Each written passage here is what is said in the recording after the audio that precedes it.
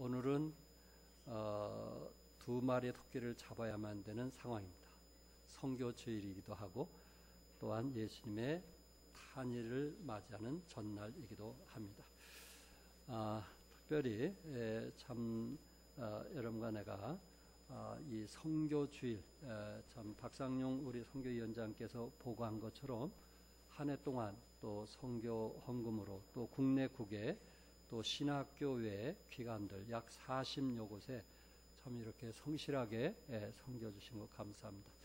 때로 어떤 분은 3만 원, 어떤 분은 5만 원 이렇게 해서 한 지역을 결정하시고 도와주시고 또 적은 액수지만은 또 그 지역을 위해서 헌신한 또한 여러분들에게 다시 한번 감사를 드립니다. 어차피 돈이라는 것은 이렇게도 쓰고 저렇게도 쓰는데 참 성숙한 사람이 어떤 사람일까? 정말 가치 있게 쓰는 거, 같은 돈이라도 가치 있게 쓰는 거, 의미 있게 쓰는 거, 그것이 성숙한 그리스도인의 모습이 아니겠는가라는 생각을 해보게 됩니다. 왜냐하면 사도행전 1장 8절에 오직 성령이 너에게 임하시면 너희가 권능을 받고 예루살렘과 온 유대와 사마리아와 땅끝까지 이르러 내 증인이 되리라. 우리 주님께서 하나님 말씀을 선포할 때 너희들은 누가 되리라고 했어요? 내 증인이 되리라. 내 증인이 되리라. 주님께서 이 땅에 공생애 때 3년 동안 말씀을 선포하면서 내 증인이 되리라고 말씀을 했고 또한 예수님께서 부활하시고 또한 승천하실 때 마태복음 28장 19절과 20절에 그러므로 너희는 가서 모든 민족으로 제자로 삼아 아버지와 아들과 성령의 이름으로 침례를 베풀고 내가 너에게 분부한 모든 것을 가르쳐 지키게 하라. 그래서 모든 민족을 제자로 삼아. 그래서 여러분들이 오늘 모세반이나 또한 갈렙반이나 공부를 해야 되는 이유가 성경에는 뭘로 삼으라 했어요? 제자. 우리가 제자의 삶을 살기 위해서는 말씀 공부가 필요한 것입니다.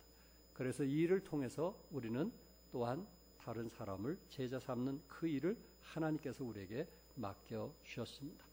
그래서 올 한 해 우리가 가는 선교사가 아닌 보내는 선교사로서 김대견 선교사님 외에 20분 선교사님에게 후원해 주시고 또한 개척교회들을 후원해 주신 것 감사합니다. 정말 우리 성서침례교회도 개척교회가 너무너무 어렵습니다. 그래서 3년을 우리 친교회에서 후원하기로 약속을 했다가 여러 가지 그 상황에 의해서 선교위원들이 모여서 그러면은 6년으로 하자. 그래서 한 교회가 개척 나가면은 기본적으로 한 100에서 150만 원, 200만 원을 매달 우리 각 교회에서 이제 그 후원한 그 돈을 모아가지고 개척교회를 저희들이 돕고 있습니다. 얼마 전에 의정부에서 개척을 한 6년 하신 목사님이 그만두게 됐어요. 다시 모교회로 들어갔어요. 그 이유가 뭔지 아세요? 임대료를 낼 수가 없는 거예요. 배고픈 건 견디겠는데 임대료를 낼 수가 없는 거예요. 그만큼 사정이 어렵고 힘든 거예요. 또 나이도 드셨고 너무 힘든 거예요. 그래서 할 수 없이 문을 닫고 모교회로 다시 들어가는 이런 상황들이 실제적으로 일어나고 있습니다.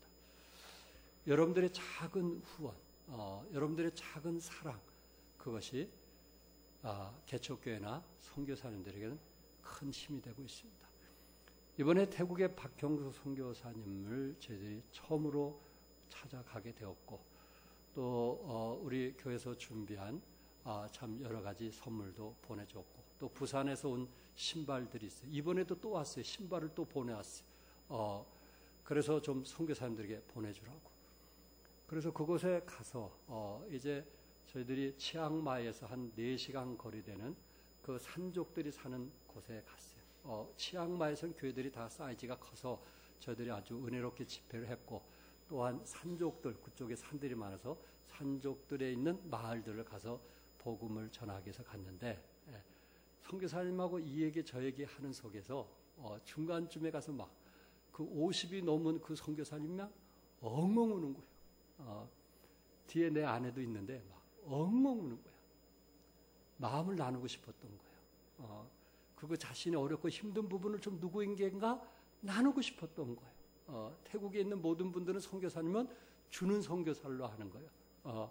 그분이 얼마나 힘들고 어렵다는 것을 좀 이해하고 좀 격려하고 이런 것보다 받기를 원하는 거예요.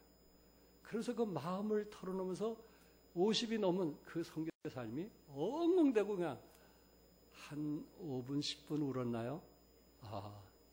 침묵의 시간이었어요.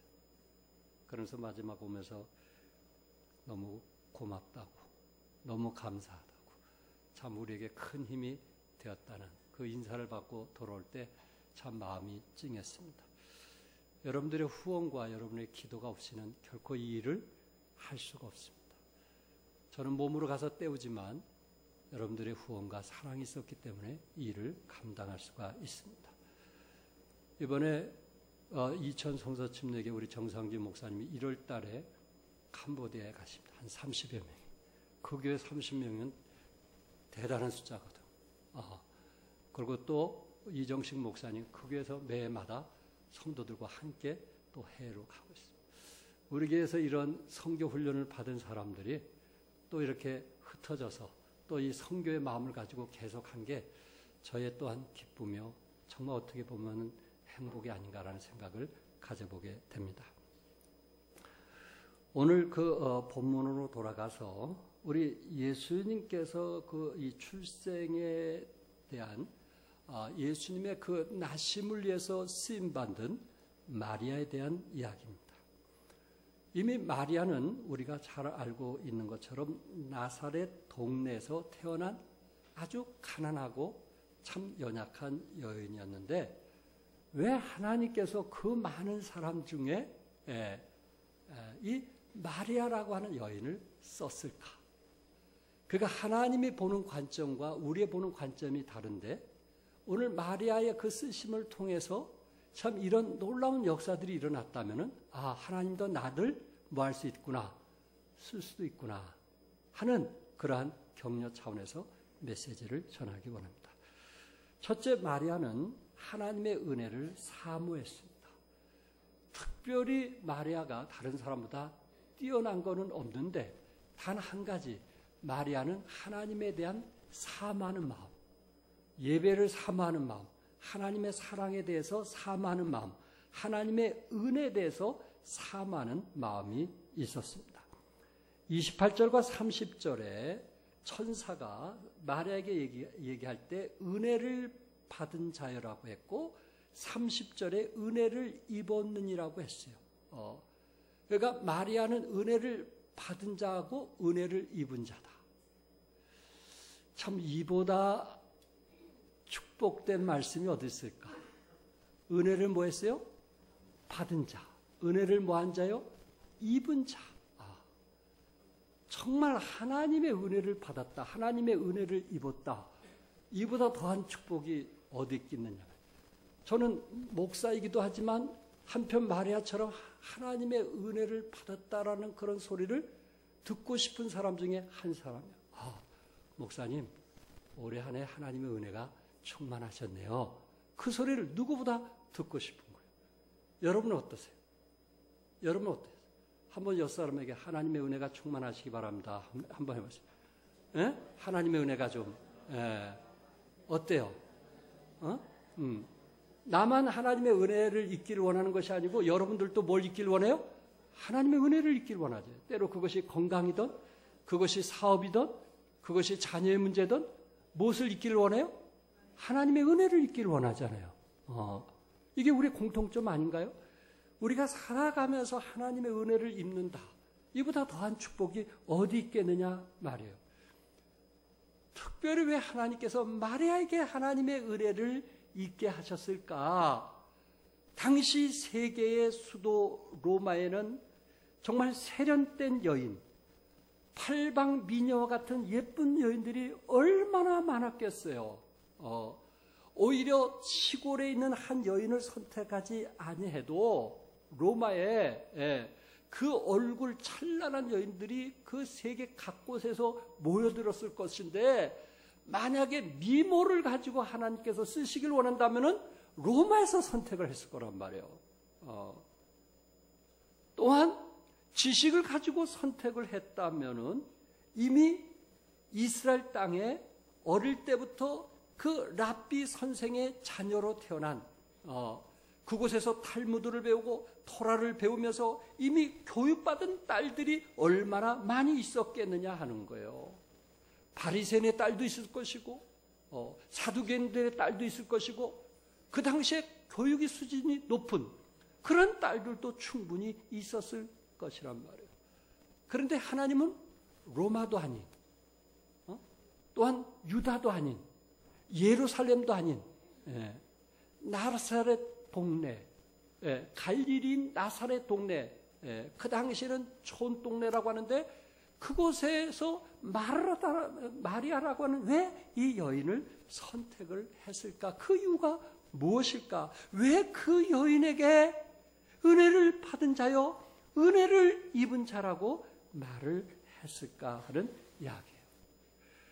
여러분이 알다시피 은혜라는 것은 전혀 받을 만한 조건이나 신분이 아님에도 불구하고 공짜로 베풀어 주시는 결과를 누리는 은혜라고 이야기를 합니다. 때로 여러분과 내가 우리 수고와 우리의 노력을 통해서 어떤 일을 성취할 수도 있어요. 그러나 거기에 조심해야 될 점은 자기의 수고와 노력을 통해서 어떤 것을 얻었다든지 또한 어떤 물질을 얻었다든지 명예를 얻었다든지 했을 때 거기에 함정이 있는데 그것이 뭐냐면은 이 사람은 항상 교만할 수 있어요. 자만할 수 있어요. 주님의 십자가를 통해서 구원받은 그 사랑보다는 항상 자기가 앞서갈 수 있는 함정이 있어요. 그런데 하나님의 은혜를 생각할 줄 아는 사람은 겸손할 수밖에 없어요. 하나님의 은혜를 헤아리는 사람은 항상 누구를 높이게 돼요? 하나님을 높이게 돼요. 그런데 그 은혜에 대해서 감사할 줄 모르는 사람은 항상 자기가 주가 돼요. 자기의 생각, 자기의 판단이 우선이 되는 거예요. 그런데 하나님께서 왜 이렇게 가난하고 왜 이렇게 시골이고 그리고 어떻게 보면 제대로 배우지 못한 이 마리아를 선택했겠는가? 그 이유는 한마디로 얘기한다면 그는 은혜를 사모하는 사람이었어요. 하나님의 은혜를 사모하는 사람이었어요. 오늘도 하나님의 은혜 없이는 살 수 없습니다라고 고백한 사람이 누구였어요? 마리아였어요. 그 많은 사람 중에 지금은 세계가 70억이 넘는다는데 그 당시에는 얼마나 많았을까요? 숫자가 그 당시에는 지금보다는 적었겠지만 그런데 그 중에 하나님의 은혜를 가장 사모하는 사람이 누구냐라고 봤을 때 오히려 도시에 사는 여인들보다는 시골에서 사는 한 여인의 모습을 주님이 보게 된 거예요. 이 말씀은 무슨 뜻인지 아시겠죠? 하나님은 도시에 있는 사람만, 하나님은 큰 교회에 있는 사람만 보시는 분이 아니시라는 거예요. 주어진 이치에서 기쁨으로 섬기고 주님 사랑하고 골목에서 주님 의지하는 그것을 우리 주님이 바라보고 계신다는 것입니다. 마리아는 하나님께서 은혜를 입은 자라고 했을 때 그 부분에 대해서 감당하기 힘들었지만은 그는 그것을 마음에 받아들이면서 하나님을 찬미하는, 그래서 마리아 창가라고 하는 제목을 붙이기도 하는데, 그 마리아 창가에 보면은 누가복음 1장 50절에 국률하심이 두려워하는 자에게 대대로 이르는도다. 국률하심, 하나님의 국률하심이 내가 두려워하는데, 하나님의 은혜를 입는 것이 두려운데 그런 자들에게 대대로 이르느니라. 또한 누가복음 1장 54절에 국률이 여기시고 기억하시되, 국률이 여기시고 뭐하시되? 기억하시되. 마리아는 지금 하나님께 찬양하고 있는 거예요. 마리아가 은혜를 사모했다는 말이 뭐냐면은 그의 그 노래 속에서 국률하심이 두려운 자에게 대대로 이른도다.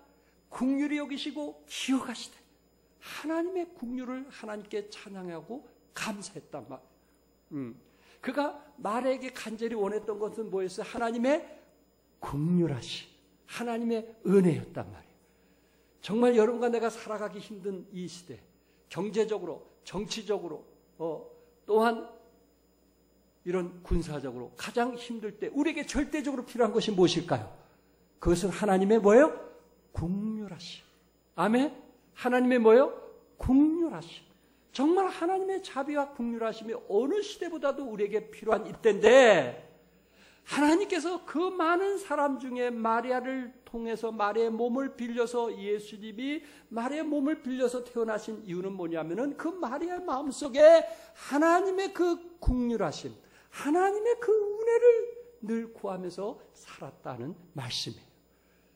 자신을 드러내고 자신의 영광을 드러내고 자신이 제일인 것처럼 그렇게 생각하는 것이 아니고 항상 무릎을 조아리고 두 손을 모으고 말씀을 보고 기도할 때마다 하나님의 긍휼을 구했다. 그런 마리아의 모습을 보게 됩니다. 두 번째, 마리아는 왜 하나님께서 마리아를 썼을까? 하나님의 말씀을 믿었다는 거예요. 45절에 주께서 하신 말씀이 반드시 이루어지리라고 믿은 그 여자에게 복이 있도다. 그러니까 마리아는 믿은 그 여자. 마리아는 어떻게 보면 인류 역사상 가장 큰 기적을 경험한 사람 아닐까요? 이 세상의 어떤 경험보다도, 홍해 바다를 건너는 경험보다도 예수님이, 만왕에 와신 예수님이 마리아의 몸을 통해서 태어난 이 기적은요, 어떤 기적과 이적보다도 가장 큰 기적을 맛보았단 말이에요. 34절에 마리아가 천사에게 말하되 나는 남자를 알지 못하니 어찌 이 일이 있으리까? 어떻게 처녀가 아들을 알 수 있겠습니까? 라고 말을 했어요. 그럴 때 35절에 천사가 뭘 했어요? 성령이 내게 임하시고 성령이 내게 임하셔서 하나님의 아들을 낳게 하겠다. 사람의 몸을 통해서 태어난 사람은 죄인으로서 태어나게 돼 있고, 결국 사람의 몸으로서 태어난 사람은 죄인이기 때문에 다른 사람을 구원할 수가 없는데, 예수님이 태어나시면 무엇으로 태어나셨어요? 성령님으로 태어나셨단 말이에요. 성령의 능력으로 태어나셨단 말이에요. 잠시 이 여인의 몸을 빌려서 성령님의 능력으로 태어나셨기 때문에 우리의 죄를 사해 줄 수가 있었고, 우리의 기도를 응답해 줄 수가 있었고, 또한 우리가 믿고 구할 때 하나님께서 들어주는 역사가 일어나게 되었단 말이에요. 왜? 그분이 만왕의 왕이시오. 그분이 우리 삶의 주인이시기 때문에 그렇습니다. 45절에 마리아가 뭐라 했어요? 주께서 하신 말씀이 반드시 이루어지라고 믿은 그 여자에게. 믿은 뭐요? 그 여자. 믿은 그 여자. 참 저 사람은 하나님 말씀을 믿는 사람이야. 천사가 볼 때 믿은 그 여자. 얼마나 복된 메시지예요. 저 사람은 하나님 말씀을 철저히 믿는 사람이야. 저 사람은 말씀만 던져주면 아멘으로 받아들이는 사람이야. 얼마나 멋있는 사람이에요. 마리아는 하나님의 말씀을 믿는 그 여자를 써요. 누가 볼 때? 천사가 볼 때.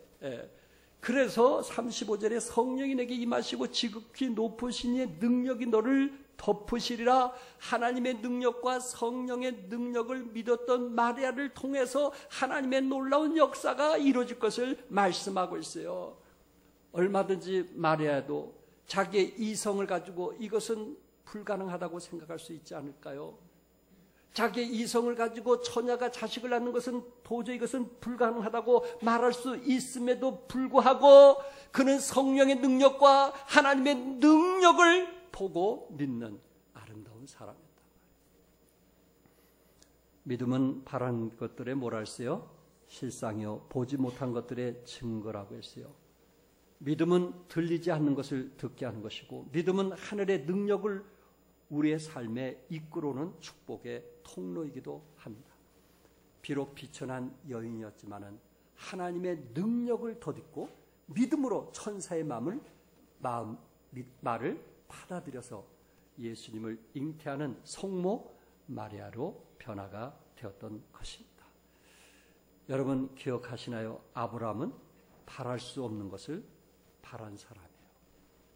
아브라함은 바랄 수 없는 것을 바랬던 사람이에요. 아브라함은 갈 바를 알지 못했지만 믿음으로 떠난 사람이에요. 고향과 친척과 아비 집을 떠난 사람이에요.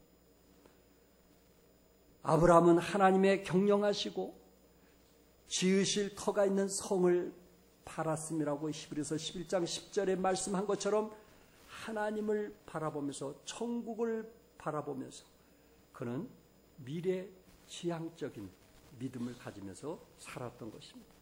사라는 나이가 많아 단삭하였으나 잉태하는 힘을 얻었던 것처럼 비록 그가 90세가 되어서 더 이상 자식을 낳을 수 없지만 그는 하나님을 믿음을 통해서 잉태하는 힘을 얻었다고 말씀했어요. 여러분과 나도 우리에게 필요한 것이 무엇일까요? 믿음. 하나님은 어떤 자를 쓰실까요? 믿음의 사람을 쓰십니다. 아멘. 누구를 쓰신다고요? 믿음의 사람. 아는 사람을 쓰시는 게 아니에요. 믿는 사람을 쓰시는 거예요. 경험 있는 사람을 쓰시는 게 아니에요. 믿는 사람을 쓰는 거예요. 한 여인에게, 처녀에게 자식을 잉태한다는 것은 결국 불가능하지만 성령이 임하시고 하나님의 능력과 성령의 도우심을 통해서 그 사실을 믿었던 마리아. 여러분과 나도 지금까지 하나님의 약속을 믿고 살았던 것처럼 그 믿음의 사람을 하나님께서 더 크게 쓰실 것을 저는 믿습니다. 끝으로 세 번째, 마리아는 하나님의 말씀을 순종했다고 했어요. 37절과 38절에 대저 하나님의 모든 말씀은 능하지 못하심이 없느니라. 마리아가 이르되 주의 여종이오니 말씀대로 내게 이루어지이다 하며 천사가 떠나가니라. 여기에 마리아는 하나님의 말씀에 능하지 못한 일이 없다는 그 말씀을 마리아는 믿고 그 말씀대로 내게 뭐하리라? 이루어지이다 하면서 그 말씀에 순종하는 마리아를 보게 됩니다. 천사는 마리아를 이해시키기 위해서 친척인 엘리사벳의 예를 들면서 마리아에게 말했어요. 여러분, 엘리사벳은 누구를 낳은지 아시죠? 침례 요한을 낳게 한 사람이에요. 예수님보다 6개월 전에 침례 요한을 미리 낳아서 침례 요한이 예수님의 길을 곱게 하도록 그 일을 했던 사람이에요. 그런데 엘리사벳이 사실 침례 요한을 낳는다는 것은 그 당시에 불가능했어요. 이미 너무 나이가 많았어요. 그리고 이미 주위에 있는 사람은 엘리사벳이 자식을 낳을 수 없다고 그렇게 인정을 했어요. 그런데 지금 성경은 천사가 엘리사벳에 대해서 말씀하고 있는 거예요. 1장 36절과 37절에 보라 내 친척 엘리사벳도 늙어서 아들을 배었느니라. 본래 임신하지 못한다고 알려진 이가 이미 6달이 되었나니 대저 하나님의 모든 말씀은 무한 일이 없느니라. 능하지 못하심이 없느니라. 능하지 못하심이 없느니라. 이 말을 듣고 자기의 친척인 엘리사벳, 자기가 잘 알고 있는, 자기는 지금 처녀지만은 나이 많은 사람, 결혼해서 자식을 도저히 낳을 수 없는 분이 임신해서 6개월이 되었다는 그 소식을 듣고 그러면서 하나님의 모든 말씀은 능하지 못하심이 없느니란 그 말씀을 믿음으로 받아들인 마리아를 우리는 보게 됩니다. 마리아는 말씀에 순종하게 되었을 때 따르는 엄청난 대가와 희생을 받아들인 것입니다. 하나님의 은혜는 받으면 살 수 있지만은 하나님의 그 말씀을 순종한다는 것은 뭐냐면은 희생과 대가가 따라야 되는 것입니다. 마리아는 처녀였어요. 처녀가 임신을 한다는 것은 적은 동네에서 금세 소문이 나게 돼요. 그리고 주위 사람에게 비난과 조롱을 받을 수 있어요. 때로 이웃에게, 친척에게, 가족에게까지 미움을 받을 수 있어요. 또한 그 당시 불륜 협의로 유대법에 의해서 돌에 맞아 죽을 수도 있었어요. 그러나 그런 어떤 대가를 치른다 할지라도 그런 아이가 임신할 것을 믿고 그리고 예수님이 태어날 때까지 자기의 몸을 보호할 것을 약속을 했던 것입니다. 순종의 글로 유명한 앤드류 모레이는 반항은 죄인의 체질이다. 그러나 순종은 고된 학습이다. 순종은 그냥 되는 게 아니란 말이에요. 학습을 통해서 된단 말이에요. 순종은 훈련을 통해서 되는 거예요. 이건 머리로 되는 게 아니에요. 이거는 훈련되지 않는 사람은 결코 누구에게 순종이 안 돼요. 이거는 자신이 그 부분에 대해서 훈련되어졌을 때 자연스럽게 몸에 배어서 나오는 거예요. 그래서 하나님께서 모세를 40년 동안 광야에서 훈련한 거예요. 세상의 학문의 훈련이 아닌 거예요. 하나님이 원하시는 광야의 훈련이 필요해서 그가 순종하도록 했던 거예요. 여러분은 어떻습니까? 아직도 순종이 안 된 사람은 뭐가 안 된 거예요? 훈련이 안 된 거예요. 그거는 머리로 되는 게 아니에요. 그거는 하나님 말씀을 통해서 우리가 깨지고 그리고 우리가 정말 하나님 안에서 빚어지고 훈련되었을 때 나타나는 그런 모습이에요. 내 자만 교만 갖고 자연스럽게 드러내는 게 아니에요. 우리 자아가 깨질 때 나타나는 게 순종이에요. 여러분과 나도 우리 자신에게 한번 물어보시기 바랍니다. 하나님께서 나에게 말씀하셨을 때 나는 순종하겠다고 답변을 할 수 있겠는가? 주의 여종이오니 말씀대로 내게 이루어지이다. 말씀대로. 이 말씀은 그리스도 말로 아멘인 거예요. 말씀대로 이루어질 것을 믿겠습니까? 했을 때 뭐예요? 아멘 하는 것처럼 지금 마리아는 뭐예요? 자기 마음으로 아멘 하는 거예요. 이 말씀대로 이루어지이다 하고 아멘을 했던 것이에요. 여러분, 아브라함이 하나님께 자식을 번제로 드렸어요. 이게 훈련 없이 자식을 드릴 수 있었을까요? 아브라함이 갈대아 우르를 떠나게 됐을 때 얼마나 많은 부분이 훈련되어졌어요. 그 부분이 훈련되어졌을 때 하나님께서 마지막 테스트할 때 자식을 번제로 드릴 때 즉각적인 순종을 우리는 보게 됩니다. 여러분, 이분이 누굴까요? 암몬과 싸워서 전쟁에 승리하면 내가 우리 집에 제일 먼저 나온 사람을 하나님께 드리겠다고 한 사사가 있어요. 누군가요? 그래서 전쟁에 나가서 싸움을 했어요. 암몬과 승리를 했어요. 그리고 돌아오게 됐는데 거기에 짐승이 먼저 나오면 얼마나 좋겠어요. 자기가 좋아했던 개가 먼저 나오면 얼마나 좋겠어요. 그런데 무남 동년 딸이 뛰쳐나온 거예요. 그 순간 가슴이 찢어졌다 그랬어요. 사랑하는 마음이 있습니까? 그런데 그 사사는 이렇게 고백을 했어요. 내가 여호와를 향하여 입을 열었으니 돌이키지 못하리라. 내가 여호와를 향하여 입을 열었으니 돌이키지 못하리라. 그는 한 말에 대해서 약속을 지켰다는 거예요. 쉬운 일이 아니잖아요. 자기가 한 말에 대해서 책임을 지키겠다는 거예요. 그것도 돈에 대한 얘기가 아니에요. 자기 사랑하는 하나뿐이 없는 딸에 대한 얘기 아니에요. 입다는 6년 동안 사사일을 했어요. 많은 세월을 한 것이 아니에요. 그러나 그런 짧은 속에서 이미 훈련되어졌던 사람이고, 그리고 자기가 하나님께 내뱉은 말은 반드시 순종했던 것을 보게 됩니다. 하나님은 어떤 사람을 쓰실까요? 순종하는 사람. 하나님은 믿음의 사람. 하나님은 은혜를 사모하는 사람. 하나님은 순종하는 사람을 통해서 그 당시 정말 어떤 기적보다 가장 큰 기적을, 그것도 나사렛 동네에 사는 한 여인을 통해서 이런 놀라운 기적과 이적이 일어나게 되었습니다.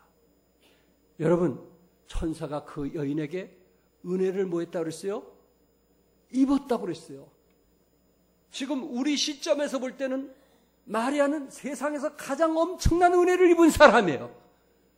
그러나 그 당시에 처녀로 볼 때는 이거는 은혜보다는 부끄러운 일이에요. 이걸 받아들이기가 너무 힘들었어요.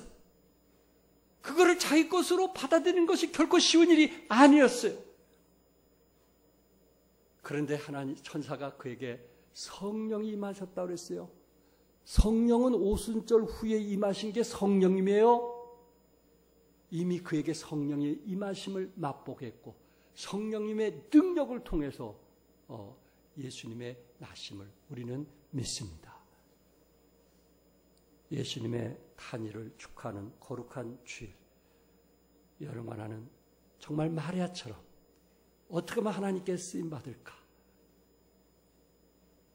배웠다고 해서 하나님이 쓰지 않는다, 그런 건 아니잖아요. 가졌다고 해서 하나님이 쓰지 않는다, 그런 건 아니잖아요.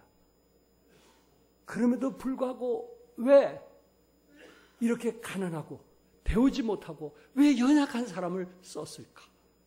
그는 어떤 누구보다도 하나님의 은혜를 구한 사람이고, 그는 어떤 누구보다도 믿음으로 살려고 했고, 그는 어떤 누구보다도 그 말씀에 순종했다는 것을 기억하면서 여러분과 나도 마리아처럼 크게 쓰임받는 하나님의 사람 되기를 주님의 이름으로 축복합니다.